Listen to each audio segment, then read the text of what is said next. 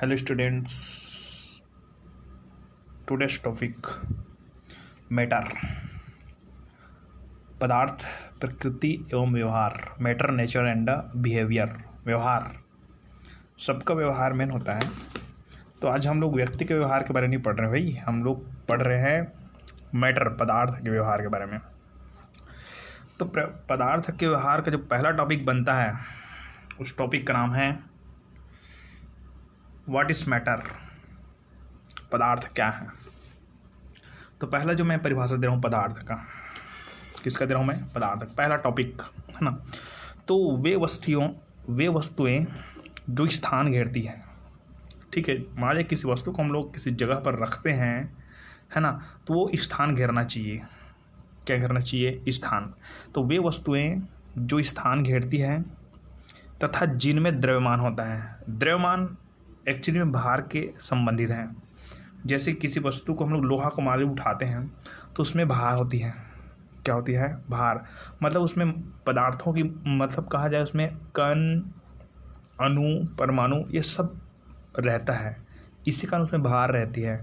और जब भार रहता है मतलब उसमें क्या है बोलेंगे? द्रव्यमान है ना। तो उसमें क्या है बोलेंगे? द्रव्यमान। तो इसका अर्थ ये हुआ कि वो उसमें जब भार है मतलब उसमें द्रव्यमान है। एक्चुअली में भार और द्रव्यमान में फ़र्क है भाई, है ना। जैसे कि किसी वस्तु का द्रव्यमान अगर 50 है तो उसका भार कितना रहेगा? 50। कितना रहेगा? 50, है ना। मतलब धरती जिस गुरुत्वाकर्षण बल से उसे खींचती है ना, वो उनका भार कहलाती है।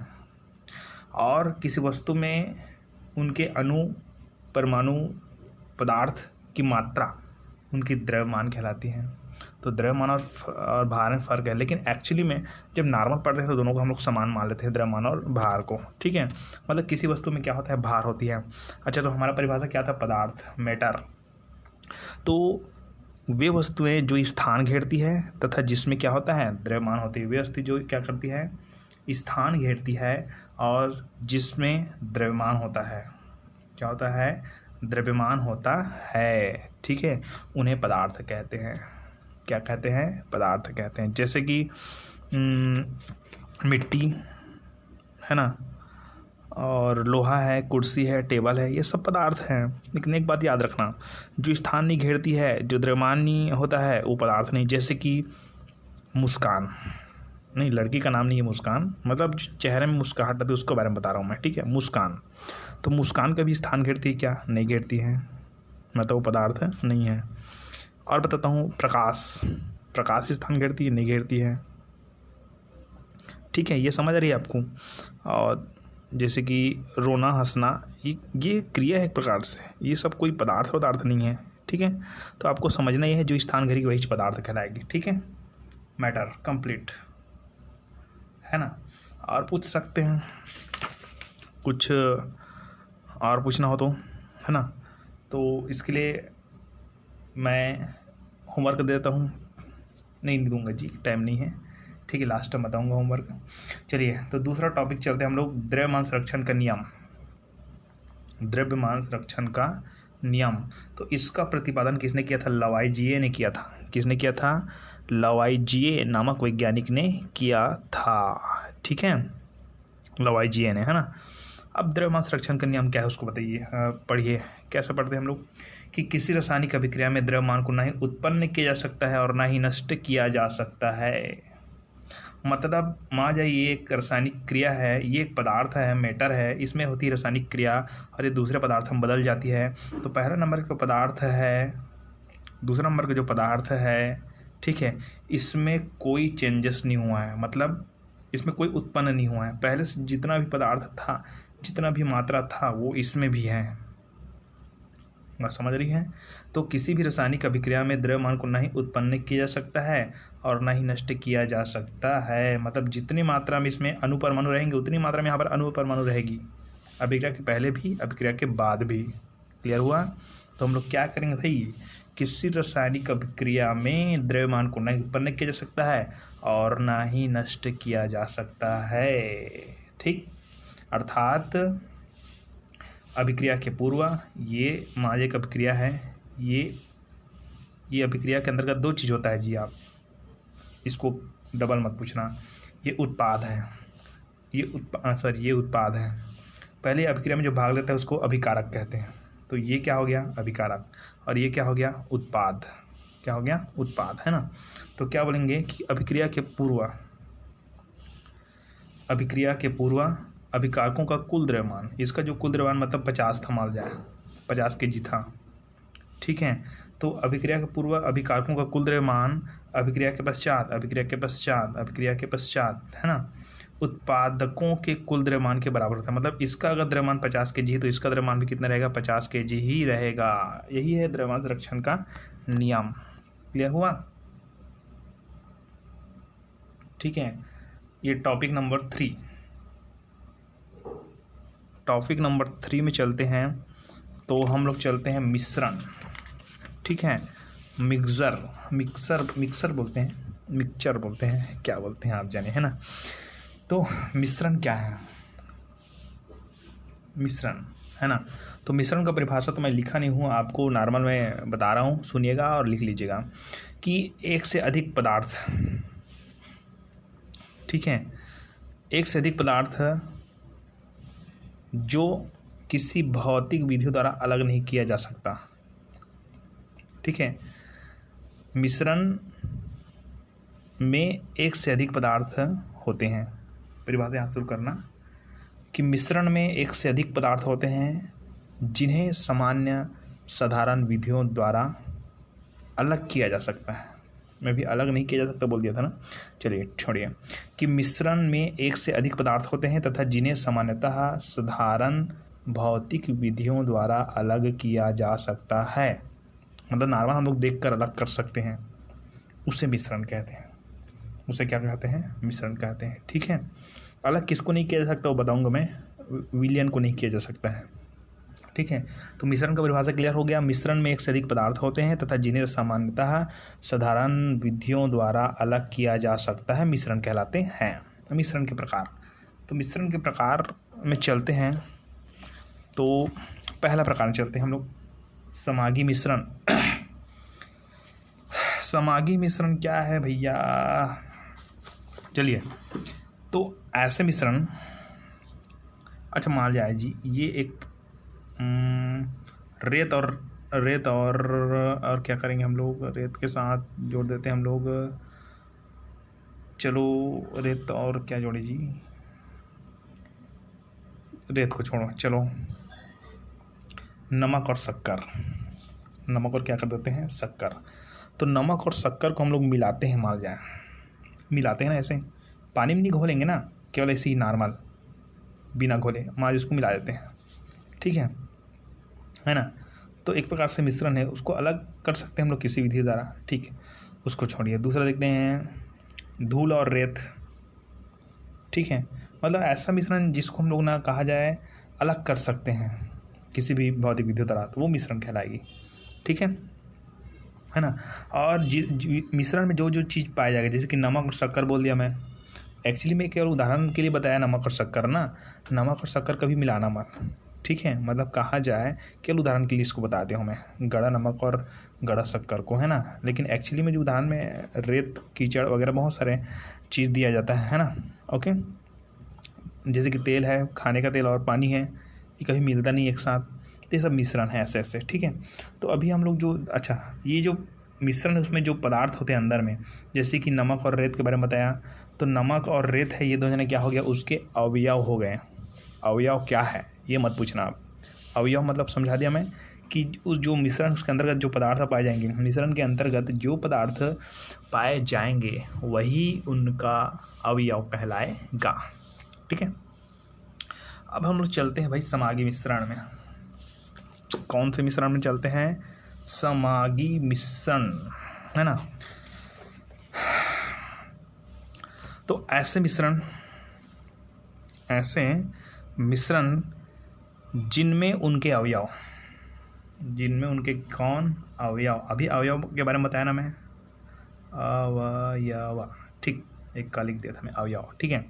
तो ऐसा मिश्रण जिनमें उनके अवयव, ठीक है, समान रूप से वितरित होते हैं, समान रूप से क्या होते हैं, वितरित होते हैं, तो उसे समागी मिश्रण कहते हैं।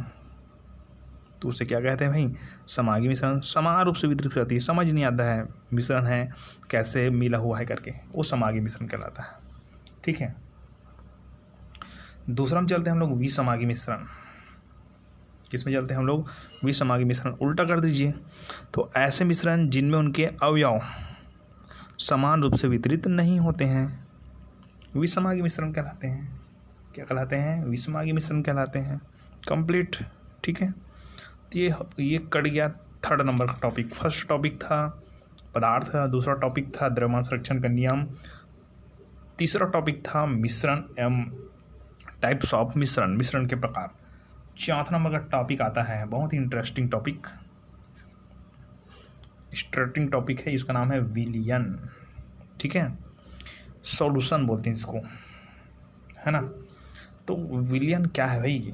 हम लोग चलते हैं विलयन में, एकदम सिंपल भाषा है। तो एक्चुअली में हम लोग मिश्रण पढ़े हैं, तो ये जो विलयन बोल रहा हूँ ना, वो मिश्रण ही है।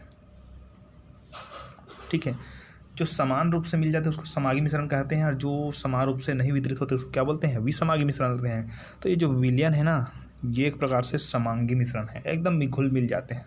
एक्चुअली में जो विलयन है वो समांगी मिश्रण ही कहलाते हैं। ठीक है, तो हम लोग चलते हैं विलयन की परिभाषा में।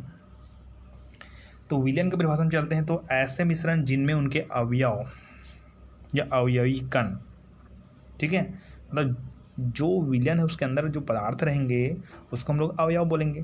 तो ऐसे मिश्रण जिनमें उनके अवयवी कण समान रूप से वितरित रहते हैं, समान रूप से एकदम, जैसे कि नमक और शक्कर को घोल देते हैं और शरबत नहीं बनाते हैं भाई, शरबत के बारे में बात नहीं कर रहा हूँ मैं। ठीक है, तो ऐसे मिश्रण जिनमें उनके अवयव कण समान रूप से वितरित रहते हैं, मतलब शक्कर और नमक को अगर नहीं, शक्कर और जल को अगर घोल दिया जाए तो एकदम घुल जाता है, क्या बन जाता है? वो विलयन बन जाता है। तो ऐसे मिश्रण जिनमें उनके अवयवी कण समान रूप से वितरित रहते हैं या दो पदार्थों का समागी मिश्रण विलयन कहलाता है। दोनों में इसको ही परिभाषा देख सकते हो। ऐसे मिश्रण जिनमें उनके अवयवी कण समान रूप से वितरित होते हैं विलयन कहलाते हैं। क्या कहलाते हैं? विलयन कहलाते हैं। या दो पदार्थों का समागी मिश्रण विलयन कहलाता है। ठीक, ये विलयन है ना। अब विलयन का परिभाषा तो मैंने दे दिया, है ना। तो विलयन की परिभाषा, अब विलयन के प्रकार भी आते हैं। विलयन के मुख्य रूप से 3 प्रकार हैं, है ना। तो विलयन के जो प्रकार हैं उसमें आप देखेंगे तो समागी मिश्रण है। आप बहुत जल्दी बोर हो जाते हो तो इसको दूर करना भी पड़ता है भाई। तो चलिए कुछ सुनाते हैं कि ऐ खुदा तेरा रूठना भी ज़रूरी था, इंसान का ये घमंड टूटना भी ज़रूरी था, सब खुद को खुदा समझ बैठे थे, ये भरम दूर करना भी ज़रूरी था। कुछ अच्छा लगा। और आप अब देख सकते हैं कि आगे हम लोग जो पढ़ेंगे, है ना, जो मिश्रण है, ठीक है, उसके बारे में हम लोग पढ़ेंगे आगे। तो मिश्रण भी क्लियर हो गया। विलयन में चलते हैं, विलयन का परिभाषा भी क्लियर हो गया। अब हम चलते हैं मिश्रण के जो प्रकार हैं, ठीक है, उस मिश्रण के प्रकार में चलते हैं, है ना। तो मिश्रण के 3 प्रकार है, अभी बताया भाई मैंने। अब आप लोग सोचेंगे कि ये तीसरा प्रकार क्यों नहीं लिखा है। ठीक है, तो संतृप्त विलयन, असंतृप्त विलयन, और एक का नाम है अति संतृप्त विलयन। क्या नाम है? अति संतृप्त विलयन। तो लाइन से मैं परिभाषा बता रहा हूँ सबका। पहला पॉइंट आता है संतृप्त विलयन। क्या आता है? संतृप्त विलयन, है ना। तो किसी निश्चित ताप पर, अच्छा एक चीज़ बताना भूल गया मैं, विलयन का परिभाषा भी दिया ना, वहाँ पर 2 चीज़ होता है विलयन में। क्या होता है? एक होता है विलायक और एक होता है विलेय। क्या क्या होता है? विलायक और क्या होता है? विलेय। ठीक है, जिस विलयन में जिसकी मात्रा अधिक होती है, ठीक है, विलयन में जिसकी मात्रा अधिक होती है ना, और दूसरे अवयव को स्वयं में मिलाता है, उसे विलायक कहते हैं। ठीक, विलयन में जिसकी मात्रा कम होती है और जो विलायक में घुलता है या मिलता है उसे विलेय कहते हैं। कन्फर्म? तो विलायक और विलेय। तो अब लोग चलते हैं हम लोग संतृप्त विलयन में। तो संतृप्त विलयन का पहला परिभाषा क्या है कि किसी निश्चित ताप पर विलायक के, ये मान जाए नमक और जल है, नमक और जल है, तो नमक हो गया विलेय और जल हो गया विलायक। ठीक है। तो किसी निश्चित ताप पर विलायक के निश्चित आयतन में और अधिक विलेय घोलना संभव हो। मान लो जाए इसमें हम लोग, है ना, क्या घोले हैं, मान जाए नमक घोले हैं, क्या घोले हैं, नमक घोले हैं। ठीक है। तो नमक घोलना, मान जाए नमक घोलने के बाद ना उसमें और अगर हम लोग नमक घोलना चाहते हैं, ठीक है, और क्या घोलना चाहते हैं, नमक घोलना चाहते हैं। ठीक है। तो मान जाए घुलता संभव हो। एक चीज़ और बताता हूँ, आप कन्फ्यूज़न हो जाएगी कि, ठीक है, ये जो परिभाषा जो मैं लिखा हूँ ये दोनों इन दोनों के लिए है, मैं अलग अलग नहीं बता रहा हूँ, इसी परिभाषा में दोनों को बताऊँगा मैं एक साथ, इसीलिए कहाँ केवल एक ही परिभाषा लिखा हूँ ना। तो यहाँ पर मैं ना और हाँ दो जोड़ूंगा, या तो हाँ होगा या तो ना होगा। ठीक है। तो पहले हम लोग संतृप्त में चल रहे हैं, किस में चल रहे हैं हम लोग, संतृप्त में। ठीक है। तो संतृप्त विलयन, तो किसी निश्चित ताप पर विलायक के निश्चित आयतन में और अधिक विलेय घोलना संभव ना हो, मतलब नहीं घुलेगा उसमें, मान जाओ घोलना चाहेंगे तो नहीं घुलेगा। ठीक है। तो उसे संतृप्त विलयन कहते हैं। क्या कहते हैं, संतृप्त विलयन कहते हैं। मतलब एक पानी में मान जाए नमक घुला हुआ है, उसमें और नमक डालेंगे तो वो नहीं घुलेगा, तो उस स्थिति में वो संतृप्त विलयन है। कौन सा विलयन है, संतृप्त विलयन। ठीक है। अब देखिए असंतृप्त विलयन का परिभाषा, इसी चीज़ बताऊंगा, है ना। तो इसमें क्या बोलेंगे, है ना, कि किसी निश्चित ताप पर विलायक के निश्चित आयतन में और अधिक विलेय घोलना संभव हो। अब ना को हटा दीजिए, संभव हो मतलब एक विलयन है, इसमें और नमक हम लोग घुला सकते हैं ना, तो वो असंतृप्त विलयन है। ठीक है। तो किसी निश्चित ताप पर विलायक के निश्चित आयतन में और अधिक विलेय घोलना संभव हो, ना को हटा दीजिए, हो, तो उसे संतृप्त विलयन कहते हैं, मतलब घुलाया जा सकता है उसमें, सॉरी असंतृप्त विलयन कहते हैं। ठीक है। तो ये हो गया दोनों का परिभाषा, एक ही लाइन में निकाल दिया हम लोग। ठीक है। Not is fear because sir is here. तो यहाँ पर चलते हैं कि किसी निश्चित ताप पर विलायक के निश्चित आयतन में और अधिक विलेय घोलना संभव हो तो उसे असंतृप्त विलयन कहते हैं। ये परिभाषा पे क्लियर हो गया। ठीक। अब हम लोग चलते हैं थर्ड नंबर के पॉइंट में, अति संतृप्त विलयन। पहले संतृप्त, असंतृप्त, अति संतृप्त। ठीक है। तो किसी निश्चित ताप पर